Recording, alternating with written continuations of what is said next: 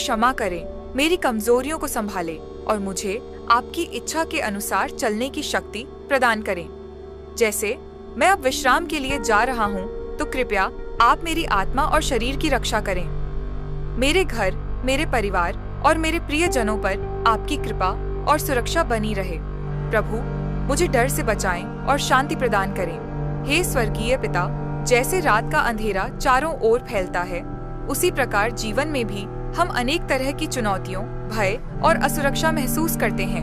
तब हम आपको पुकारते हैं कि आप हमारे चारों ओर एक अजेय ढाल बना दें।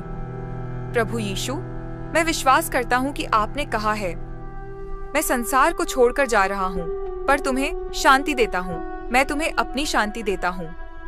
इसलिए मैं आज रात आपके उस अमूल्य वचन पर भरोसा रखता हूँ और अपने मन को आपके वचनों की शांति से भरता हूँ।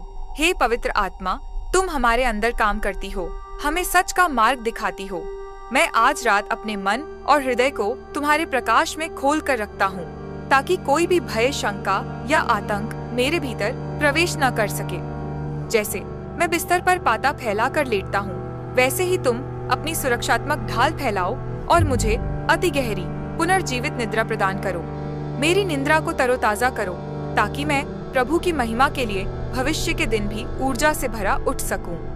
हे प्रभु यीशु, जैसे तुमने अपने शिष्यों को कहा था कि किसी भी प्रकार का भय न हो, क्योंकि तुम संसार पर विजय प्राप्त कर चुके हो, वैसे ही मैं आज रात आपके विजयी वचन पर भरोसा करता हूँ।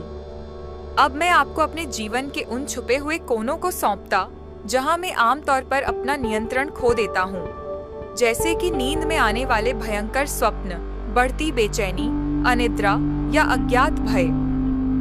प्रभु, तुम वही हो जो चंद्रमा को रात में मार्गदर्शन करने के लिए बनाते हो और सितारों की चमक हमें अंधेरे में भी राह दिखाती है। इसी तरह आप मेरे लिए एक उज्जवल प्रकाश बनो, जो अंधेरे के किसी भी रूप को नष्ट कर दे। आपकी शांति मेरे अंतरतम तक प्रवेश करे।